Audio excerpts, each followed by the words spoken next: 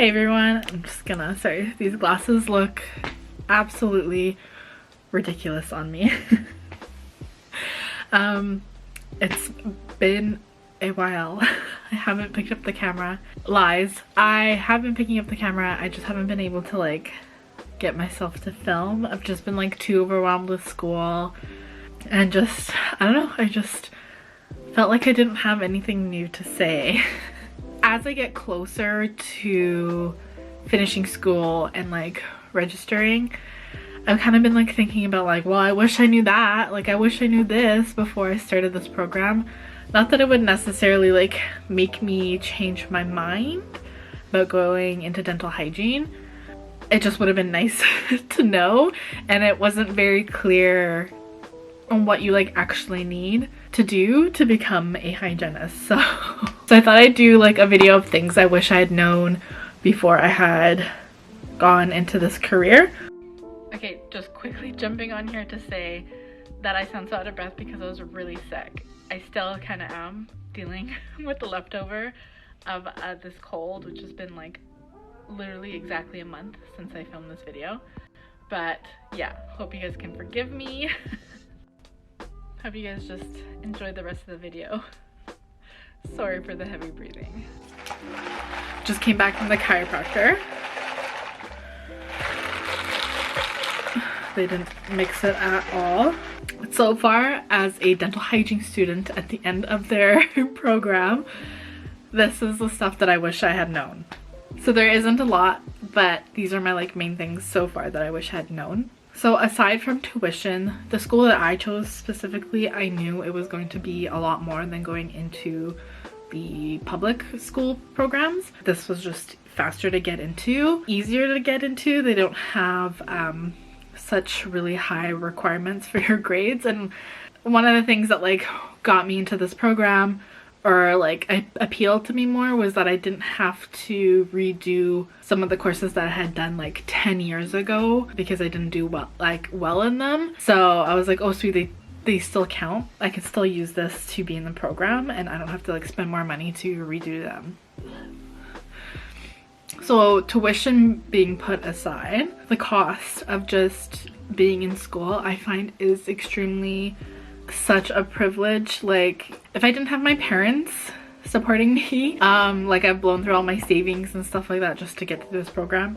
If I didn't have my parents' support, I would be really struggling. And it sucks because it's such a good career for people who, you know, don't want to spend years in school, and relatively speaking, the amount of money that you make compared to the amount of school you have to go to, it's like pretty good.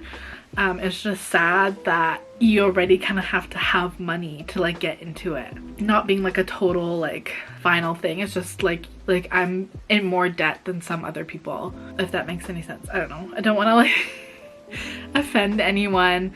Everyone has like struggles getting into the program or continuing with the school. I just mean it's a lot of money. I'm lucky in my school that we don't have to buy extra hand pieces and like ultrasonic. And from my research on YouTube and other videos, it seems like they have to buy a lot more. Again, my tuition, it could mean that those prices were just included in that and I just didn't know. So aside from like tuition, so the cost of instruments, I wish I had known that.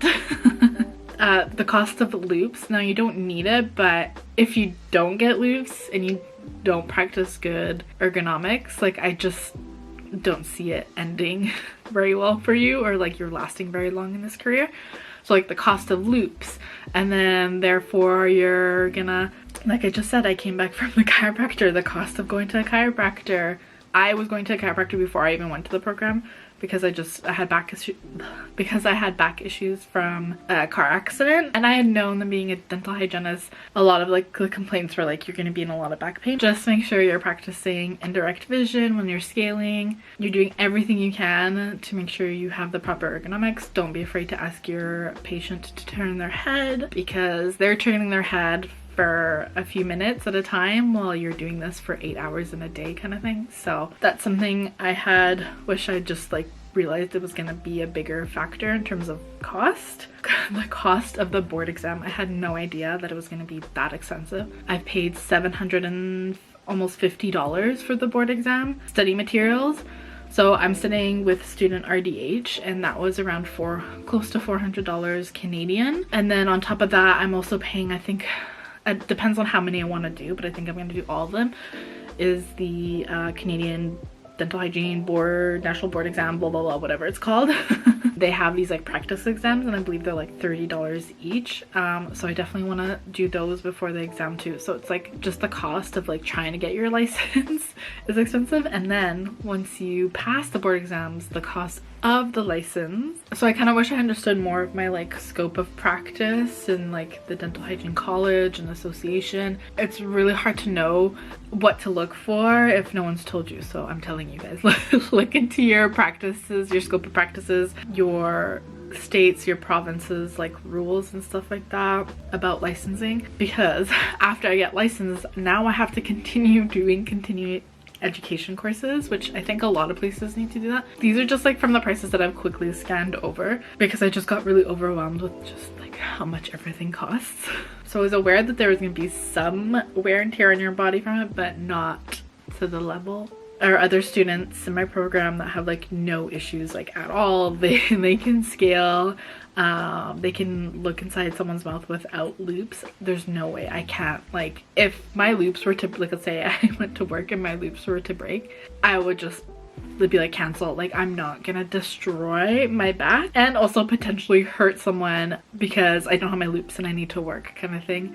Because it's like I can't see, and to have proper ergonomic you'll be like a certain distance away. Just be aware, if you have severe back issues and like nothing's really helping you at the moment, I would highly reconsider this career. Maybe even if you're wondering, there's tons of like ergonomic positioning types of videos on YouTube, and you can try like sitting like them and practicing with a doll or someone, a friend, to see like if you can handle being in that correct position a really long time. Okay, my back's hurting. Hold on, I'm gonna have to move one sec. Alright, so I'm back. It's been a while since I got up from the floor. I just was starting to study and stuff like that and got distracted, of course. So my next thing is, I don't want it to this whole video, I don't want it to be a deterrent to anyone pursuing dental hygiene at all. I just wish it was stuff that I had known. And I mean, it's hard to say with my next thing that I wish I had known, because it's like on a person by person basis. Like stuff that affects me doesn't affect other people, and something that might affect other people doesn't affect me, you know? But I wish I had known just mentally draining this program would be. Again, though, I don't know if it's a combination of what's happening with the world and the pandemic and stuff like that. I don't know if that's included on this. I mean, I feel like it might be, because your usual like coping strategies are completely thrown out the window. Yeah, I really want to like emphasize that be aware of your mental health. So like the first semester feels super overwhelming, and I really want people to learn from my mistake. You do not need to be at 100 in your first semester. Ideally, you'd want to be at 100% energy focus wise in your first semester and leading up to boards exams, but that's not going to happen if you do what I did, which is just completely throw yourself off the building, dive into schoolwork. Like I shouldn't have done that. I really should not have spent so much time studying, and for what? I ended up failing my first midterm because I'm just such a bad test taker. Highly recommend making sure that at least your first semester, throughout the whole program, but your first like little bit that you're like balancing out with like fun stuff or stuff that like can help you relax. Every term semester afterwards, it's like a repeat with like slightly new information, but I want to say my third and fourth semester, it's just been the constant repeat of stuff like being taught to us. The only new stuff would be like community and like learning about our scope of practice and like laws, rules, regulations that we have to follow, kind of thing. But in terms of learning about periodontitis and gingivitis and bone levels and all that stuff, like you're constantly having to learn it. Like they're just like, I mean, while you're working on someone, it keeps being brought up, kind of thing. So I wish I had known that. I wish I had just taken a chill pill first semester for sure. And then pertaining to school, I wish I had known more of like the school requirements to graduate. This all depends on how forthcoming your program is, but I wish I kind of pushed for it and really like understood what was needed to like graduate. I want to say figure out how many kids you need to get done, and try and get those out of the way and completed as soon as possible, because that has been the most stressful thing about clinic, is trying to find at least like 2 kids. Adults, like the requirements for adults, there were so many, so it was fine. I don't know how to explain it, but it's hard to learn how to work on kids by only working on adults, like if that makes any sense. Yeah, basically just find out your requirements that you need for clinic and just start planning like as soon as you can. Start letting people know, be like, hey, I'm gonna need clients. I'm really interested in knowing other like school, especially in the States, like how they do clients. Is it longer appointments but you're able to finish them in one? Do you take multiple appointments? Like for us, it was long appointments and multiple. And that is because, at least in BC, I want to say in Canada, the documentation part is extremely important, more so than the actual cleaning. I think they really want to instill you on how to document and how to properly assess and stuff like that, that you spend more time doing the paperwork and documenting than like the actual clinic, like cleaning. But I'm really interested to know what clinic is like for other schools.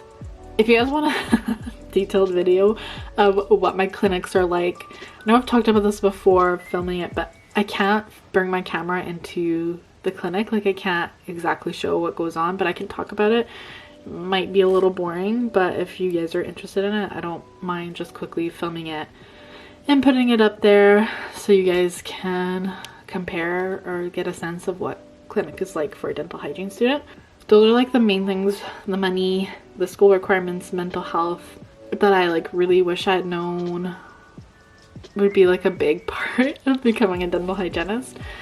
If you guys have any questions, please like let me know, put them in the comments down below, or message me on Instagram. I love answering people because I am always on there being distracted instead of studying, which is bad. I really like helping you guys out, so don't feel shy, afraid to ask me any questions. I'll try and help as much as I can. Thanks so much for watching, you guys. I'll see you guys next time.